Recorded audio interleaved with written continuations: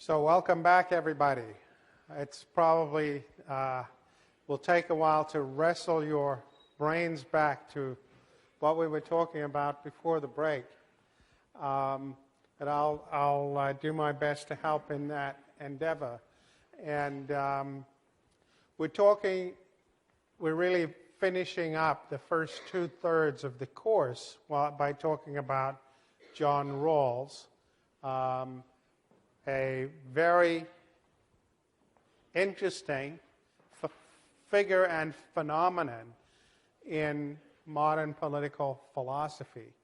We're finishing up the first 2/3 of the course in the sense that this is the third Enlightenment tradition we're talking about, the first two having been utilitarianism and Marxism. And after we finish with Rawls, we're going to talk about the anti-Enlightenment tradition and then the democratic traditions.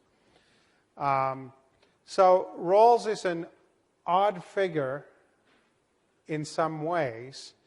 If I had been here, or if a predecessor from a prior generation had been here teaching a course like this in the 1950s or early 1960s, and somebody had speculated that maybe a very major figure would emerge in American political philosophy, there would have been a lot of skepticism, and there would have been even more skepticism if somebody had said, and they would have been a theorist of the social contract. And I think there would have been two reasons for that skepticism.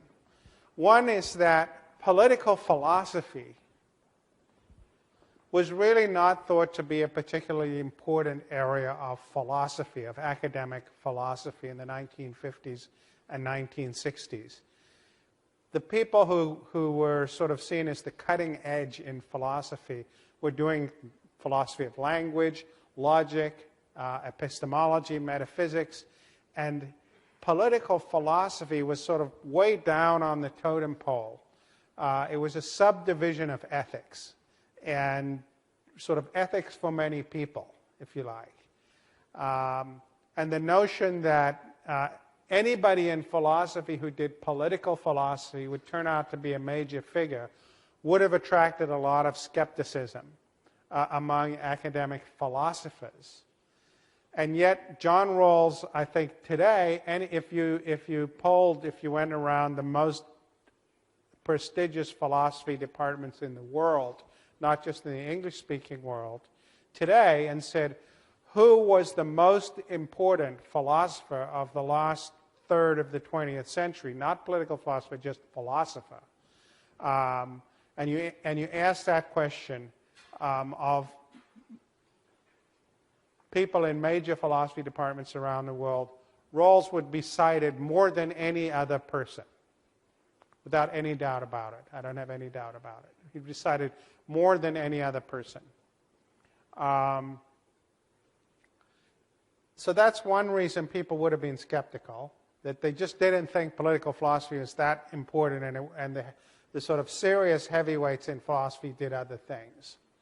But then I think the second reason people would have been skeptical is that a theorist of the social contract, and everybody knew that the social contract, which as you all know has been around in its modern form at least since the 17th century, everybody knew it had these two huge problems.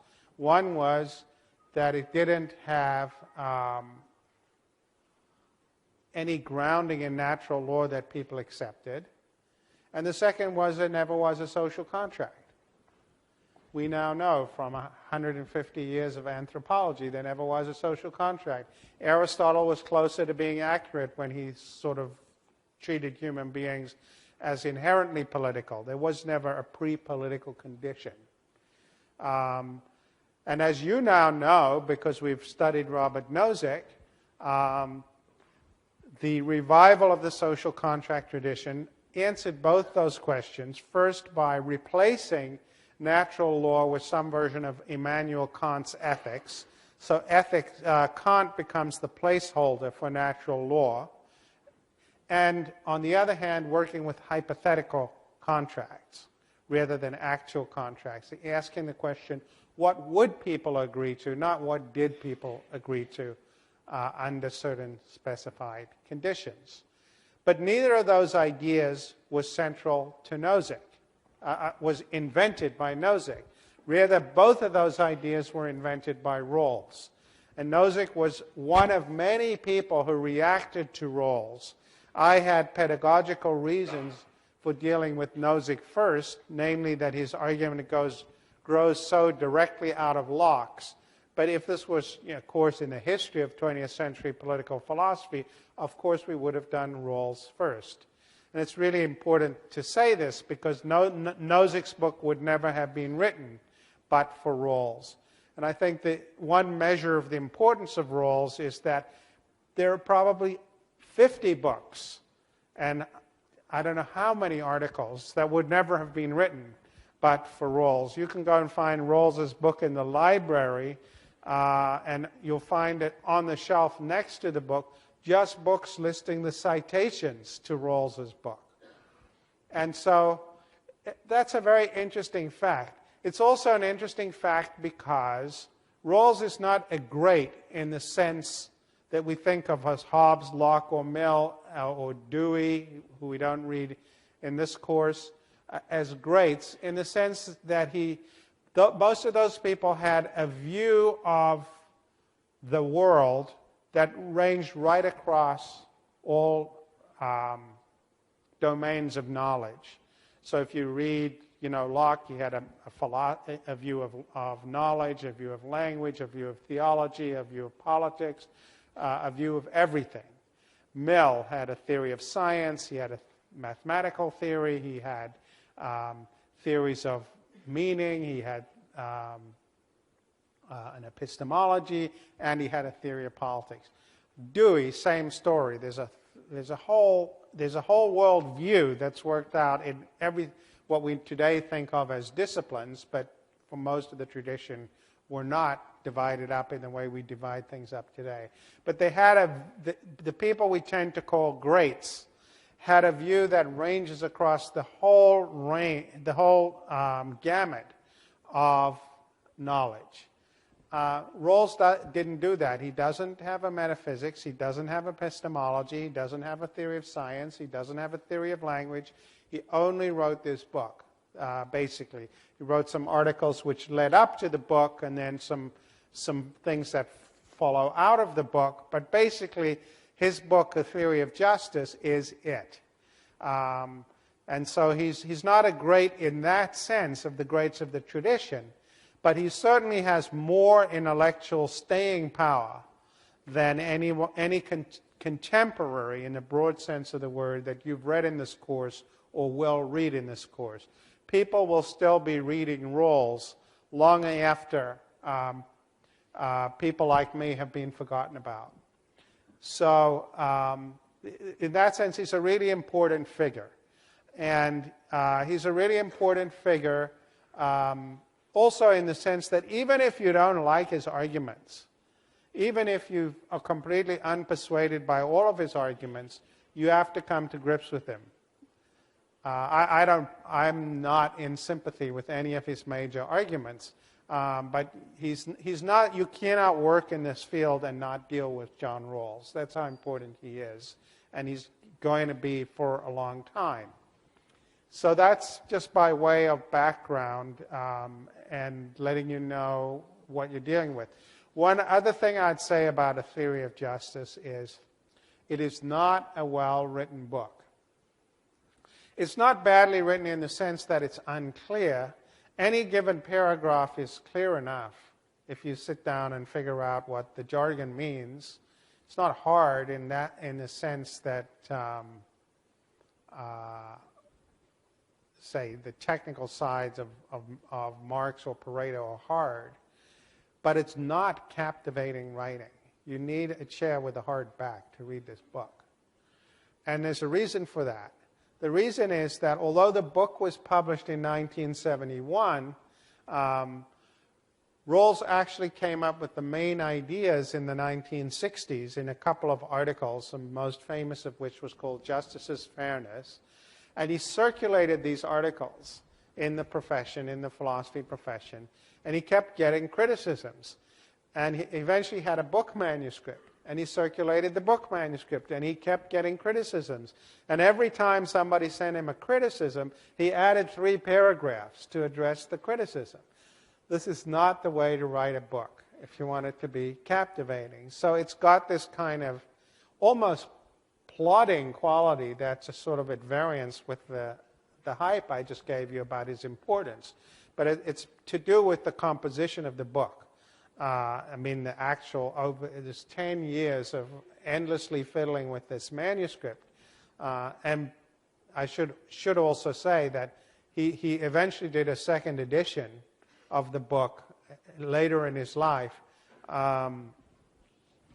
which is a substantial rewrite of it from the first edition. So he was somebody who couldn't stop fiddling. And it's not a trait to which I would commend to you.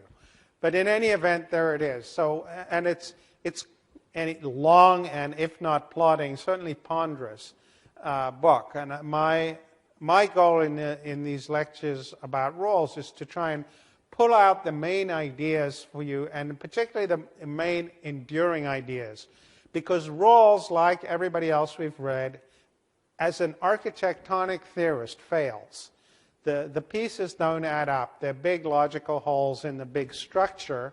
So if you want it to be the silver bullet or the final word, it's not going to happen. Nonetheless, there are very important, enduring insights, questions Rawls put on the table, which have not gone away and are not going to go away for anybody who wants to think about the fundamentals of political association. So, what are these ideas? Well, they get, I think, mixed up to some extent, or hidden, or obscured, or made to seem more complicated than they should be, partly because of the architecture of his theory, partly because of the way he does the exposition. He has the story about the original position, which is his version of the hypothetical social contract. And let me just give you the intuition. But I want to preface it by saying it's actually not important to his theory. It's really an expository device. Because what he does is he structures a hypothetical choice, and then he gives you certain kinds of information to get you to choose a certain outcome. So unless the outcome is itself independently desirable, the fact that this thought experiment leads to it is of no interest. Let me give you an example before we get into Rawls, which is one that he himself gives. And this is I'm not sure if it's in one of the excerpts you read or not, but this is an observation that has been around long before Rawls. He says, what is the fair way to cut a cake? Is this in what you read, anybody? What's the fair way to cut a cake? Probably not. If nobody, I'm sure you spent your spring break reading through Rawls. Yeah.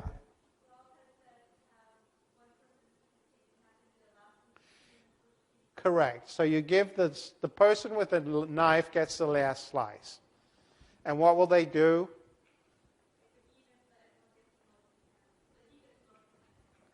So if you say, but how will they divide it? Yeah. If think so. So what are there are two assumptions there, okay? You say, what's the fair way to cut a cake? The answer, the fair way to cut a cake is to give the person with the knife gets the last slice. What will they do? They will divide it equally, right? That's how the person with the knife gets the biggest possible slice, right? Right, yeah? Anyone think that's not the fair way to cut a cake?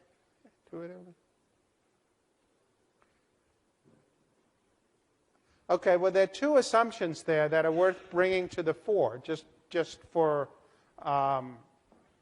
purpose of what I'm going to say to you about Rawls in a minute. One is that we think dividing the cake equally is the right. We've devised a system where the cakes can get equally divided, right? But do we think it should be equally divided? What if I added other information like one of the people in the room was starving and hadn't eaten for 3 days, or one was a diabetic, or right? We could add other information which would make you wonder: do you want to get an equal division, right? So the cake cutting example doesn't show you that equality is a good thing. It presumes that you've already decided equality is a good thing, and you want to get the person to choose equality, right? Then the other thing it assumes is that people are going to behave self-interestedly, right? When we give the person the knife and say, divide it however you like, you get the last slice, we're assuming that she or he will behave, we want to get the biggest possible slice. So we've got two assumptions built into there. One, that equality is a good thing. That's the result we actually do want to get. And secondly, that people are going to behave in a self-interested way, right? Which isn't to say they're bad assumptions, but it's to note that they are assumptions, okay? Now, Rawls's original position has the same structure as the cake cutting for both of those reasons. He has a distributive outcome that he wants to convince you is a good thing, and he's going to create a hypothetical choice situation that will lead you to it, right? But that doesn't itself establish that it is a good thing. You have to have some other argument to convince you that it is a good thing.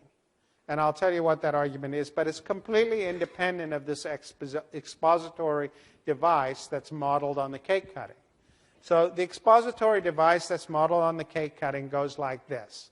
It says, imagine you had to design a social order, a society,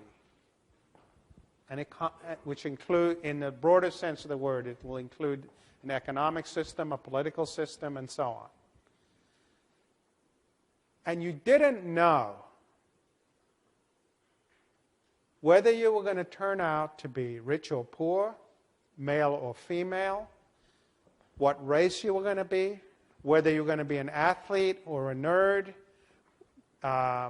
You didn't have any particular information about yourself, whether you're going to have an high IQ or a low IQ, musical, not musical, a good athlete, a bad athlete, nothing. You didn't have that kind of information about yourself.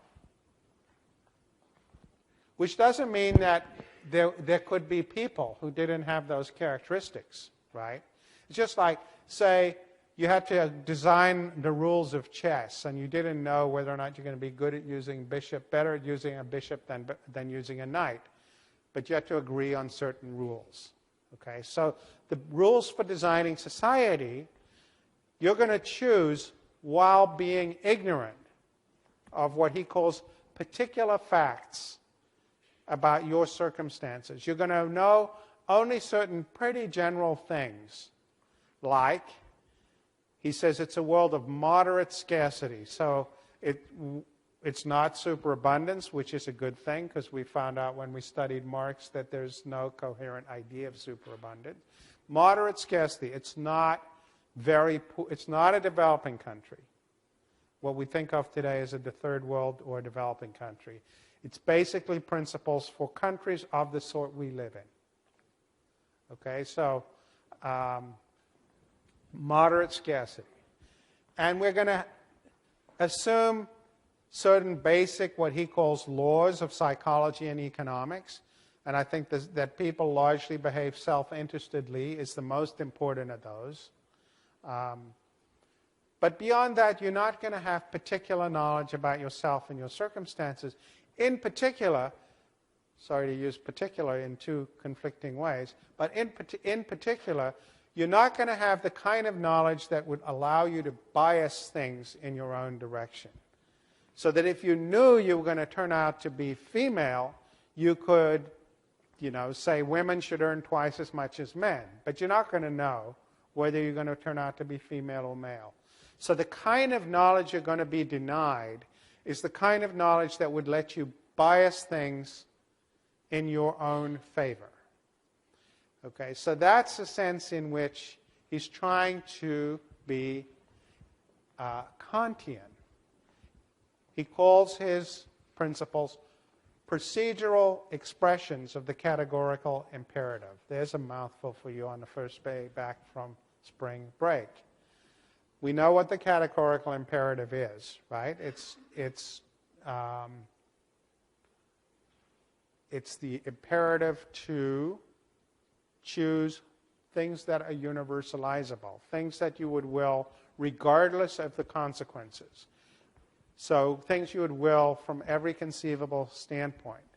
And what Rawls is trying to do, why he says there's a procedural expression of it, what he's trying to do is say, well, if you don't have knowledge of which kind of person you're going to turn out to be in terms of rich or poor, or male or female, or black or white, or Hispanic, or some other ethnic group, or religious of some sort, or as atheist, you don't know any of those things, you're going to have to think about what are the best social rules for people regardless of who they turn out to be. And that's the sense in which he wants to think of himself as a Kantian. So whereas for Nozick it's sort of just a slogan, for Rawls it's really built into the structure of his argument. Okay? And the idea of the original position is to force us, even while recognizing we're self-interested, to force us to think about society as a whole, to think about what would be desirable regardless of who you turned out to be. And so then the basic way the book, if you had time to read the whole book, the basic way the book proceeds is he starts out with this complete veil of ignorance and tries to get you to agree with him. In this sense, it's not even really a social contract. He's not saying, would you agree with one another? What he wants to say is, will you, the reader, agree with me, John Rawls, that any rational person would choose the principles that I'm arguing for? In that sense, he's actually, we can't do it in this course because we didn't read Hobbes, he's actually more like Hobbes than he is like Locke. Because, for Hobbes, the social contract isn't legitimate because anybody made it, but because it must be rational to make it. Any rational person, says Hobbes, would agree to give up their freedom to an absolute sovereign because anything else leads to civil war and is just madness. So it's a property of rationality for Hobbes that people will accept the authority of the sovereign. There isn't really a contract. Well, Rawls is more like Hobbes on that point. He's saying, I, John Rawls, want to persuade you, the reader, that any rational person would choose my principles of justice over the going alternatives. Because his style of thinking, people go on and on about Rawls being abstract and an ideal theorist and head in the clouds. But actually, his actual way of proceeding isn't that. It's comparative. Basically, what he does is he says, well, what are the going alternatives? There's utilitarianism. There are other ones you haven't read in this course. There's perfectionism, which is what he thinks of in Aristotle. There's Marxism. I want to show you that my principle does better than the going alternatives from the perspective of being behind this veil of ignorance. If somebody else comes along with another principle and shows that it does even better than mine, then I would give it up. So his basic mode of reasoning is comparative. Okay? And what he does is he has a general principle of justice, which he wants to persuade you of first, from behind this veil of ignorance, and then more specific applications of it. He ends up coming up with two principles of justice that are the applications, which are really three principles. So I'll go through them with you. But then more, as you went more and more into the book, he keeps adding information and lets you design more specific institutions and so on, always with the caveat that as you get more information later, you can't go back and undo choices that you made earlier, right? So it's sort of like, I don't know if you've been around long enough to ever see Congress go through a base closing exercise for the military, where they realize that there's going to be special pleading from every, say they're going to get rid of 30 military bases. Every congressional district that has a base in it is going to have good reasons why, yes, we should get rid of 30 bases, but not the one in our district, right? We don't want to stop making submarines in Groton, right? Whatever it is. And so what they do is they create a commission that agrees on the base closing nationwide, and they have to vote up or down on the entire package, and then they can't start undoing it later. So this has a kind of structure of a base closing commission, that as the veil of ignorance starts to be lifted, and then you discover, well, actually I turn out to be female rather than male, I can't then say, oh, well, women should get a certain particular kind of advantage, right? So that's the way the book proceeds. Now, I think one other reason I should tell you about, or actually two reasons I should tell you about concerning why this book had such a big impact, why this book has had the staying power that it's had. One is it's really very much a book of the 1960s and 70s, where there was, to some extent, a crisis of confidence about liberal democratic institutions born of the students' movement and the Vietnam War and everything that went with it. That is to say, there was a generation of people who thought we needed to have critical standards for evaluating government. And utilitarianism, which was the main alternative around, didn't seem to provide them. And Rawls came up with this notion that we could come up with an independent standard for judging actually existing political systems and then use it to see how they measure up. Wouldn't have to be rooted in natural law and all the problems that went with it. It was going to be rooted in this universal Kantian ideal, and it would give us principles by which we could evaluate not only what our government does, but other governments. So I think it was, to some extent, a kind of thirst for criteria that was characteristic of that era that gave Rawls his staying power. But then I think the other reason that Rawls has had staying power was that he changed the subject that people who had been squabbling about utilitarianism for 150 years had been arguing about. Because, and again, this is, you know this now because of the first half of this semester, but utilitarianism had basically been struggling between two variants. One, which we think of in the terminology of this course as classical utilitarianism, we might call objectivist, where you make strong interpersonal judgments of utility. And the problem with that, as we saw, is, and as Rawls says repeatedly in his book, it doesn't take seriously the differences among persons. You could see this in the utility monster example. You could see this in the problems that we have with the bag lady and Donald Trump. You can see this in problems with the disabled, that if you don't allow interpersonal, if you do allow interpersonal judgments of utility, you can do draconian things in the name of maximizing utility.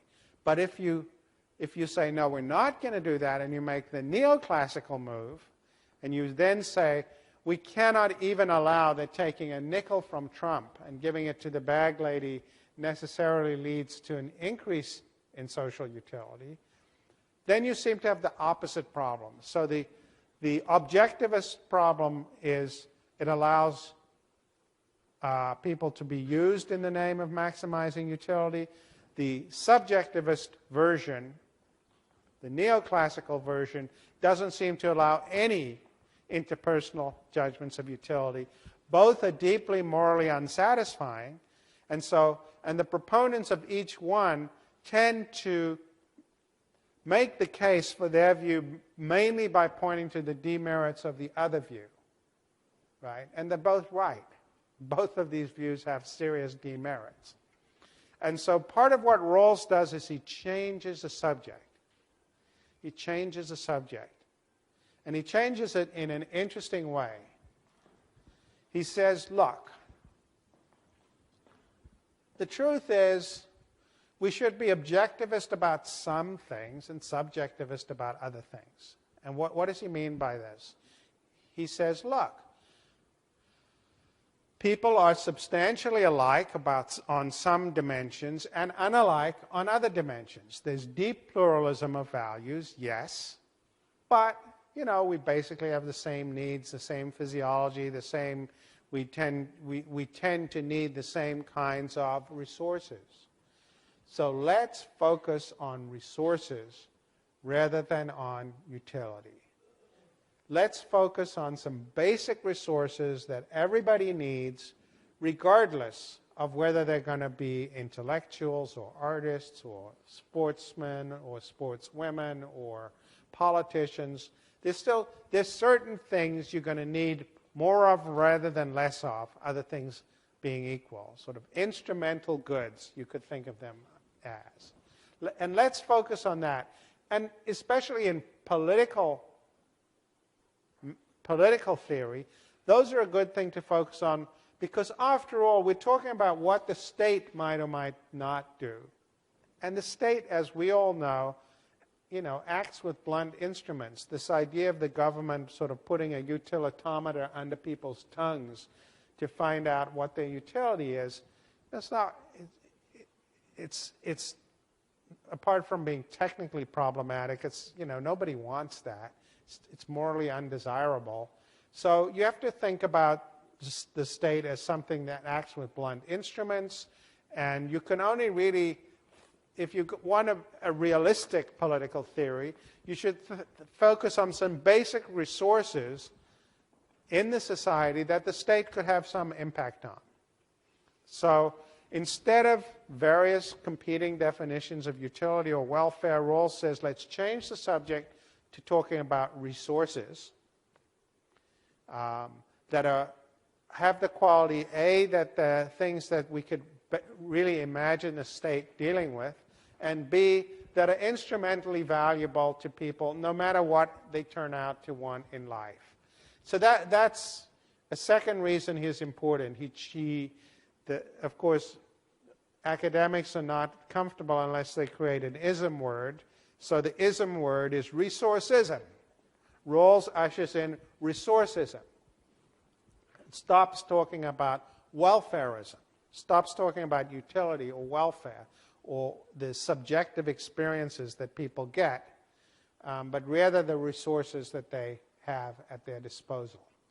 So that's a second reason I think his views have had a lot of staying power. And people who don't like his particular resources theory have nonetheless embraced other resources theories, again, sort of in the wake of Rawls, if you like. Okay, so what is the basic idea? What is the basic principle? It's his general conception of justice, which he says all social values, by which he means resources, as I've just said it to you now. And it's going to say that there are three, well, he talks about liberties, opportunities, income and wealth, which he treats together, so that's three. And then a fourth one, the social bases of self-respect. I'll come back to all of that in a minute. Are to be distributed equally unless an unequal distribution of any of all of these values is to everybody's advantage. That is the basic idea. All social values, by which he means resources, should be distributed equally unless an unequal distribution benefits everyone. That is the first and most general formulation of his principle.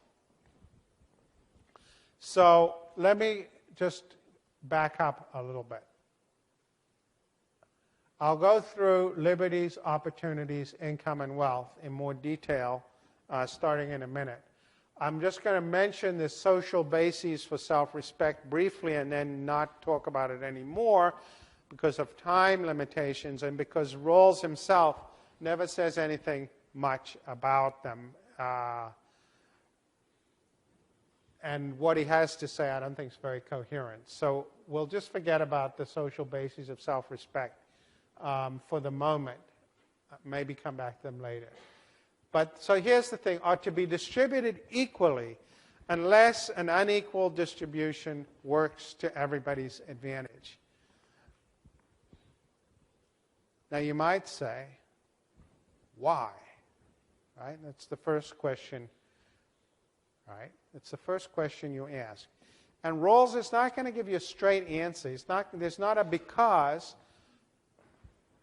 For the reason I said to you earlier, his reasoning is comparative. So he says, well, you could say, this is one candidate principle. You bring another candidate principle, like, say, utilitarianism, and we'll look at both from behind the veil of ignorance and see which makes more sense to pick. Okay? So that's a sense in which he has a comparative advantage argument, not a knockdown philosophical demonstration from first principles that this must follow. So while I do want to say that he thinks it follows from the nature of reason that you would make this choice, it's only a comparative choice. And somebody could come along with something else and convince you that it does better than his principle, and then he'd have to accept that. So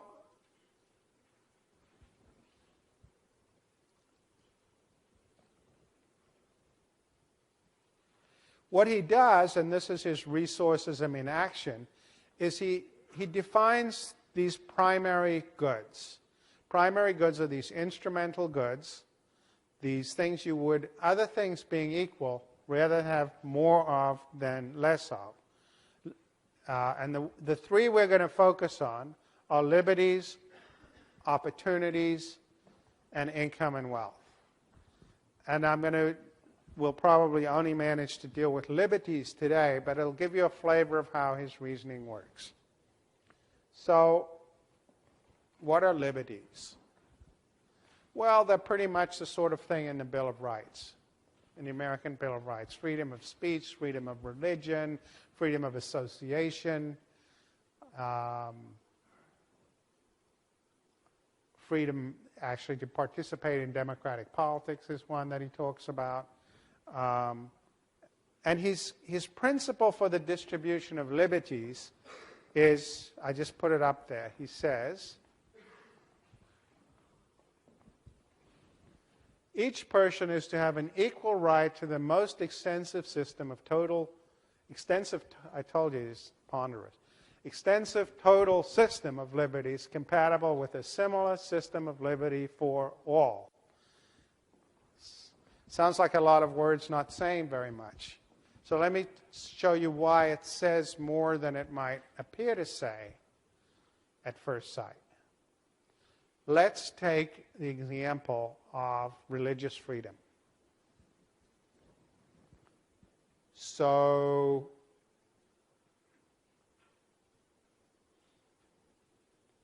let's say, well, should we have an established religion?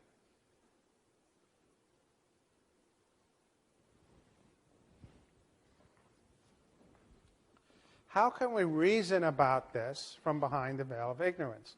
We don't know, once the veil of ignorance is lifted, whether we're going to be Christians or Jews or Muslims or atheists or agnostics. or something else, right? We don't know that, right? So how should we think about the question of whether there should be an established religion? Well, and this is where one of his conceptual innovations comes in. He says, the way to think about it is from the standpoint of the most adversely affected person.